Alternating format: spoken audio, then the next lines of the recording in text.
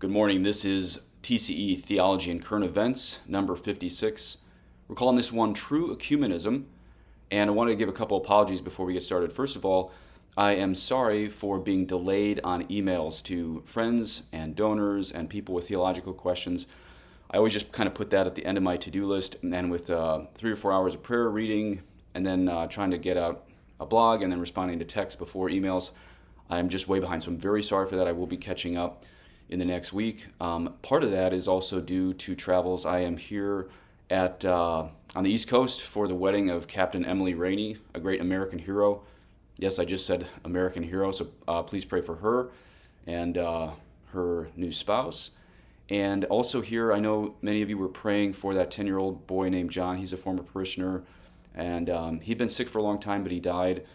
And so his funeral is also on the East Coast. I'll be going to that. And we have great reason to believe that because he was incapable of sin, yes, even up to the age of 10, and he's baptized, of course, that he's already enjoying the beatific vision. I should have said earlier, there is a difference between a capital S saint and a small s saint. Capital S saint means you lived heroic virtue. Maybe small s saint would be someone like him who was baptized and incapable of sin. And so someone kind of corrected me on that. But either way, I think his family's going to be the one who need the most prayer, but even they understand that this was a tremendous life. And I've been involved with a lot of families who've had disabled or high needs kids, and I've really never seen a family with this tremendous level of love. I mean, there's so many great families out there, but this was extraordinary love of this boy, and so their hearts are going to be hurting and missing. So please pray for them, but they also glorify God for John's life. Okay, so today, and the other thing I need to apologize for is my VLX series and RCT series. I know I've been kicking the can down the road on that. One of the reasons is the next VLX has a lot of study involved. I haven't been able to do that on the road. We're coming up on the Eucharist in VLX, and this is where I'm doing a lot of study, or I should be doing a lot of study in Lapide on various debates like, was the Passover on Holy Thursday or Good Friday? There's probably going to be people in the comments already weighing in on that, but you have to understand, even the Church Fathers debated that because there is some, I wouldn't say discrepancies in the Gospels, but it's hard to line it up. So sometimes when I'm trying to bring my normal prayer and reading and prayer life on the road, it's easier to make one of these than all of the study that's going to be required for the next section on VLX. So I do apologize for that.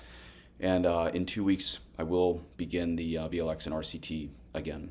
Okay, so the topic today is true ecumenism. Well, what is ecumenism?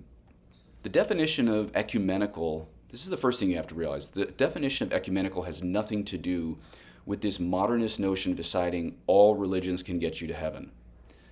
You know, if we look at language these days, everything from, love to sin to tolerance, all these different terms that's commandeered by the left, I think it's becoming very obvious that Satan always takes true definitions and then sometimes twists them just a little bit, but sometimes he does a full 180.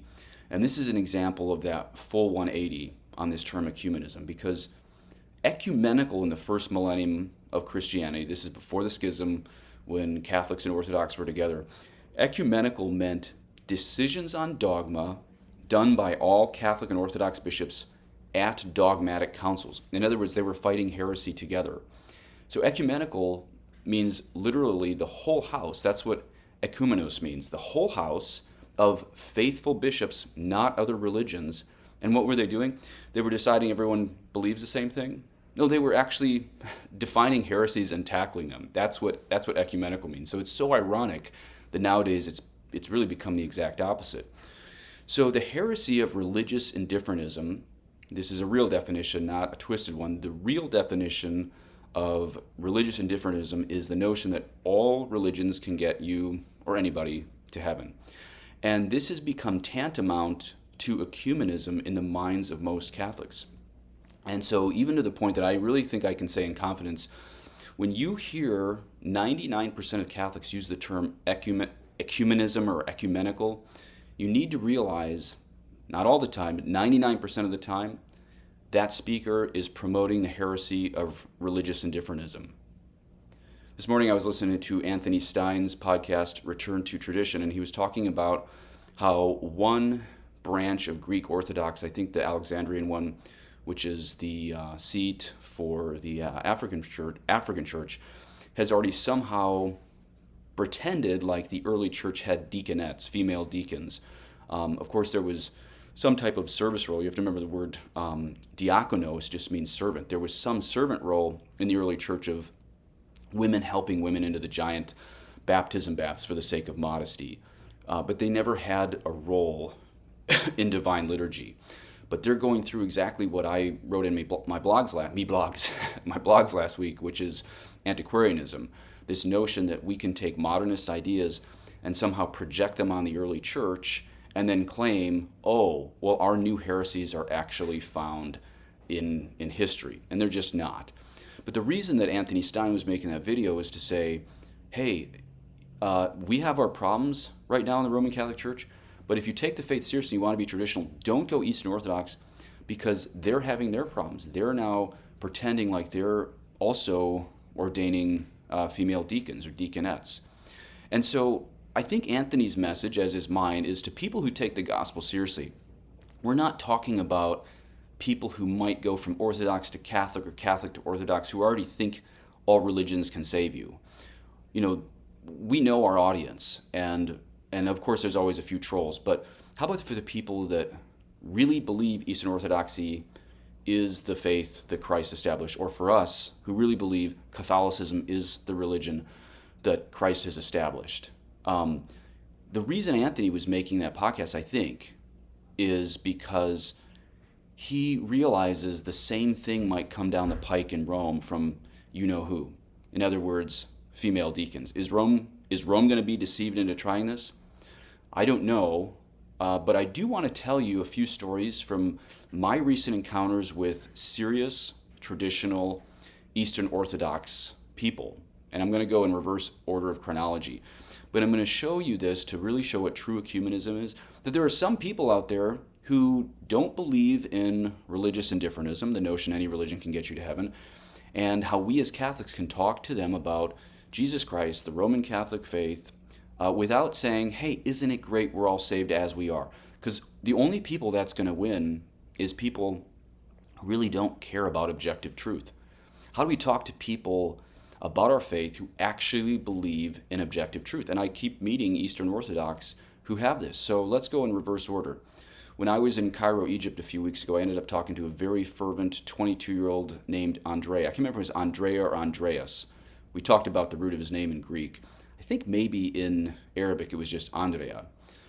In any case, we talked for about an hour and a half about the ancient faith and about things that's going on in all the churches right now.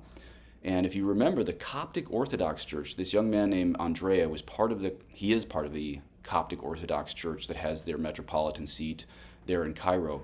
And if you remember, this was in the news a few weeks ago. They just suspended all of their ecumenical relations with Rome due to fiducia supplicans. That's our GAY blessings. And the only thing Andrea, and we talked for an hour and a half, this wasn't a 5-minute conversation. The only thing this guy knew on the streets of Cairo when we were discussing all this about the Roman Catholic Church was that we had just given the green light to these disordered blessings.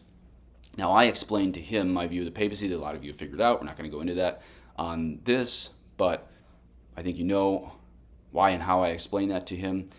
And really, I had to say, what you saw in the news represents nothing of Roman Catholicism. So whether you, my listeners, agree with me on the papacy or not, a lot of you figured out, you have to realize that fiducia supplicans represents nothing of the deposit of the faith, of what Christ has given to the apostles, of the magisterium of 2,000 years, of all of the articulated faith and morals that we've always had. So that was the first of the 3 stories I want to show, is that we have to say, when people look at the diabolical leftism that seems to represent Catholicism, at the very least, even if you don't get into problems of the papacy or my whole thing on Benedict, you can at least say, this does not represent Catholicism. Okay, second story in reverse order of chronology. On the island of Rhodes, I was talking to a Greek Orthodox priest, married man, and one of the amazing things in my conversation with him is, turns out we were both among the most vocal people in our own respective churches against what we will call the G therapy shot, Maybe I'll just call it the GTS for this podcast. And I think you know what I mean. Dr. Taylor Marshall calls it the Pokey Poke, but I'm going to call it GTS for GENE therapy and then SHOT. This is all because of algorithms, blah, blah, blah, blah, blah. You know the story on that. So the GTS, amazingly, this Greek Orthodox priest stood against it and took a lot of heat from, I believe, his own metropolitan, from a lot of other Greek Orthodox priests. And then a lot of the more progressive people at his parish went to other places, but his parish got filled with people who were also against it and were the most little O Orthodox of the big O Orthodox who ended up finding him. Amazing what was getting kind of like sifted out in the East as the same thing that we saw in the West. How many people made it to the traditional Latin Mass? I call them COVID refugees because they came basically because we were the only ones that actually kept the churches open, and we in the Latin Mass world, that is. But what I found fascinating about this Greek Orthodox priest is he told me he's been doing exorcisms for those who have the GTS, and it's been working. Yeah, you heard me correctly. I mean, I pushed him on this a few times because I know this sounds like something I would just like to say, but I really pushed it up. I asked him numerous questions, and he's been having people come to him with, I don't know full possession, but at least levels of oppression and obsession after the GTS, and he's been having tremendous success doing the prayers of St. Basil. These are ancient ones. These are pre-schism prayers. And as I said earlier, nobody doubts the fact that the Eastern Orthodox have valid sacraments. So he's been doing the exorcisms of St. Basil over people coming to him willingly who've had the GTS. And somehow he's freeing them of spiritual oppression that came. So we know that there's been physical oppression with that GTS, and now we have evidence of spiritual oppression. And so this is, why am I talking about this? Because this shows that these things matter for salvation. The GTS actually matters for salvation. You can't say, well, isn't it all great, we're all saved because we all love Jesus. If he's actually freeing people from spiritual oppression, and some of the Greek Orthodox believe him and some don't, then we're going to win those types of Greek Orthodox to Catholicism, or at least have a chance, if we say these side issues are central to having a prophetic view of the world today. So we can't say these things don't matter, because they certainly do. And then the third story I want to tell, this happened a couple years ago. I was visiting a family outside San Antonio, Texas, and they wanted to bring me to an Eastern Orthodox monastery in even more rural South Texas. And so we went in there, very beautiful icons, very clean, just a stunning monastery of Eastern Orthodox. And I'm in this blue habit, this gray habit that you see right now, and some of the monks came out, and one of them kissed my hand. And as soon as he found out I was Catholic, he looked like he was going to spit. He was very unhappy, the fact that I didn't tell him I was a Catholic priest until after he kissed my hand. He didn't like that at all. And so I tried to smooth that over, and I could tell they were suspicious about me because personally, they didn't tell me this, but I think they've had a lot of Catholics show up at this Eastern Orthodox monastery in Texas and just say, isn't it great, we're all saved. Well, guess what? These guys were traditional monks, and they think we Catholics are heretics, and they don't think it's okay that we have these major dogmatic differences. And so I kind of picked this up, even though they didn't say that. And so when I noticed the tension, and I was talking about three monks, I said, look, I know you guys think I'm a heretic, and I think you're heretics. I was talking specifically about how we in Rome accept the filioque and how the Greeks reject the filioque. But I said, I know you think I'm a heretic and I think you're heretics. And here's the ironic thing. As soon as I said that, they all relaxed. And then we started having a real conversation. Their charity increased. My peace in the conversation increased. I mentioned that I listened to an Eastern Orthodox priest on a podcast named Father Josiah Trenum. He's out of, I think, the Greek Antiochian Church in Los Angeles. He's been very courageous. He's been on Tucker Carlson standing against a lot of the, we'll call it, unnatural moves in families on things. And so as soon as I said that I don't think these differences are secondary, when I said that these are really important differences, even to the point that I said they're heretics and I know you guys think I'm a heretic, but when I pointed out that I'm listening to like someone like Father Josiah Trenum that also thinks I'm a heretic, what I discovered in all of this is that true ecumenism, or really I should say true evangelization, discussion, reaching across the aisle, has to include objective truth far ahead of feelings or relative truth or subjective truth. Objectivity, if we're going to win real Christians to Catholicism, not fake Christians, if we're going to win real Christians to Roman Catholicism, we have to start with the differences. Okay, there's some exceptions to that. Usually, and I've said this on podcasts before, I will admit that usually when we evangelize, we should find things that we have in common with people. But I think this group of Texan monks, these Eastern Orthodox monks in Texas, I think they were so sick of Catholics showing up and saying, isn't all great, we believe in Jesus and all believe the same thing. They found it refreshing when I said what I said. Now, let me get back to that thing I just said about 30 seconds ago. Normally, I do think it's good if we're talking to, especially a Protestant or an Orthodox, but maybe we could even say other world religions, it is good to point out the things we already have in common. So, for example, many of you have seen this Bishop Mar Emanuel. He's the Assyrian bishop who was attacked in Sydney, Australia. And if I were to sit down with him, and by the way, I don't think he's an historian. Many people have accused him of being an historian. That's the early heresy that believes that Christ had a divine personhood and a human personhood. In other words, two persons, meaning Mary would only be the mother of the human person, but not the divine person. So that's why the Nestorians reject Ephesus and wouldn't call Mary the mother of God. I don't think Bishop Emanuel is a Nestorian because he's publicly stated Mary is the mother of God. Okay, but look at all the things that someone like Bishop Mar Emanuel and I agree on. We just mentioned the GTS, if you remember from 5 minutes ago in this video. I've heard that he got kicked out of his own hierarchy for being such a prophet on what the GTS was going to do. He told everybody not to take that. He has stood against the current Vatican for fiducia supplicans, and he also believes Muslims have to accept Christ to be saved. He believes Jesus is the only way to the Father.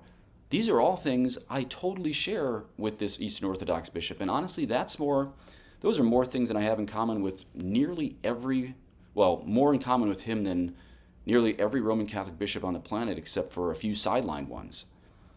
So, that group of Eastern Orthodox monks in Texas, as I said, I think they were sick of Catholics showing up and saying, isn't it great we all believe the same thing? We don't.